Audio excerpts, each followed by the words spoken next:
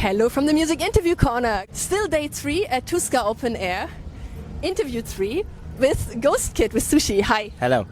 And I wanted to instinctively speak German, because we're both German. Yes. Sollen wir noch was auf Deutsch sagen, um das Publikum zu begrüßen? Ja, hallo. Sagen wir einfach hallo. Hallo, hallo, freut uns sehr. So my first question is, how does it feel for you to play here at Tuska today? I guess it's like the second festival that we ever played in Finland, and yeah, we are super excited. The lineup is great, so and it's okay playing right now, good friends of ours, and I think we're totally looking forward to that day. I mean, even if we just slept for 2 hours, you know, so it was like pretty busy. So we woke up like 5 a.m. in the morning. No, we just went to the airport at 5 a.m. in the morning. So we start drinking now, and everything's gonna be fine. Drinking water, or is it something else? Of course, it's water. Yeah. No, it's gin and tonic. Okay, but it looks like water. You would have gotten away with it. Is it too early for gin and tonic? No. No, like it's 3:30. Yeah. And you just released a Hollywood Suicide. Can you tell us more about that? So what you want to know? Everything. Everything. So basically it's like a concept album about the downward spiral of a Hollywood diva, and I mean everything came together pretty intuitively, so it was not like planned in the first place. It was more like a thing that really just came up into my mind when we've been working on the lyrics, like when I've been already in the studio. And so the guy I'm working with, Tom Morton, he's always just correcting on the grammar and just checking on the lyrics. So he he just mentioned a few things, you know, because he said like, look at that, you have this chapter and whatever, and so on, you know. So, and this happens like when I'm writing tracks all the time. Sometimes I don't understand what I'm writing and just understand it afterwards, you know. So so it made sense like to turn it into like a concept album. And can you tell us how GHØSTKID was born, like your journey from when it started to where you are now? So it's like I just left my old band, and so originally it was just planned as a side project, you know, but I had like those two options. So first thing was, okay, I'm gonna focus on GHØSTKID, you know, because I was able to feel something and to express myself again, you know. So and the other thing was like with my old band, it was more like a job. So I said, okay, good, I'm just gonna focus on that, because, you know, I always used to say music is my home, you know, and that was not my home anymore. So I just said, okay, guys, like let's give it a try, even if it means like you're gonna lose your job and whatever, you know, because this is I mean, like my old band was my job in the past, and so on and so on. Yeah, and then like I wrote like this debut album, and I've never expected I would be capable of writing my own record, you know. So then we dropped it. Then there was 2 years COVID, and now we're here just. And at the end of the year, we're playing our first headlining tour, which is crazy because it's like 4 years later, you know. Yeah, but this is like summed up pretty quick. Like, what is the journey, you know? So yeah. Played a bunch of great shows, and yeah, we've been in the United States for the first time this year, and yeah, it's going pretty well so far. Cool. Except for those 2 years.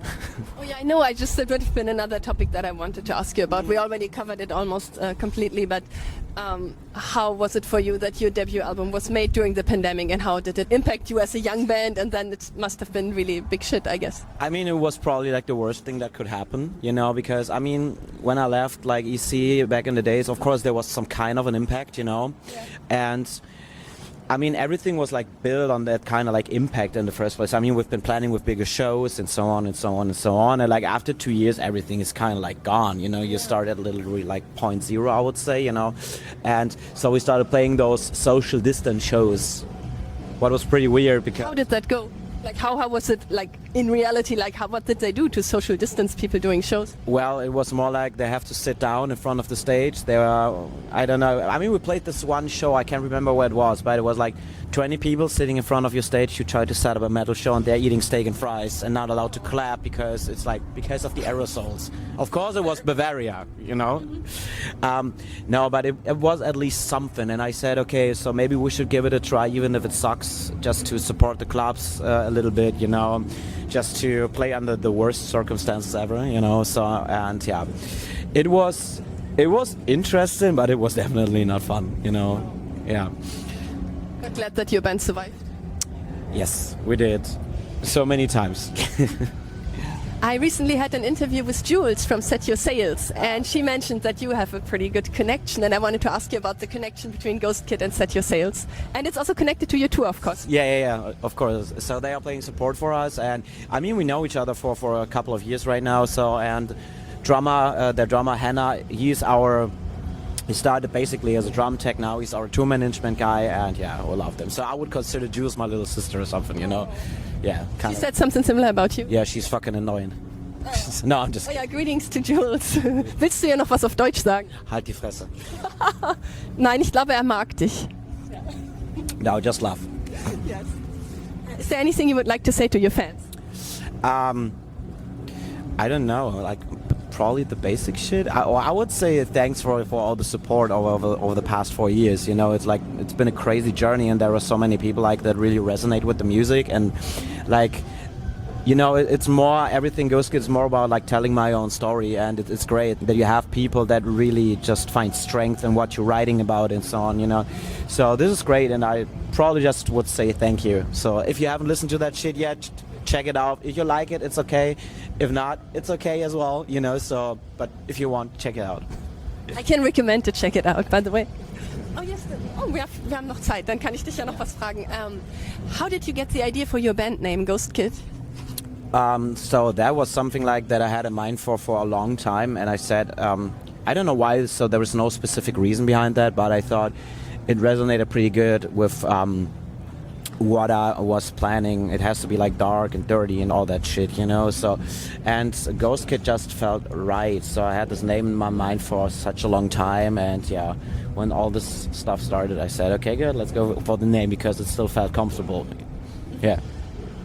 What is the craziest thing you and your bandmates have ever done on tour so far? Oh shit.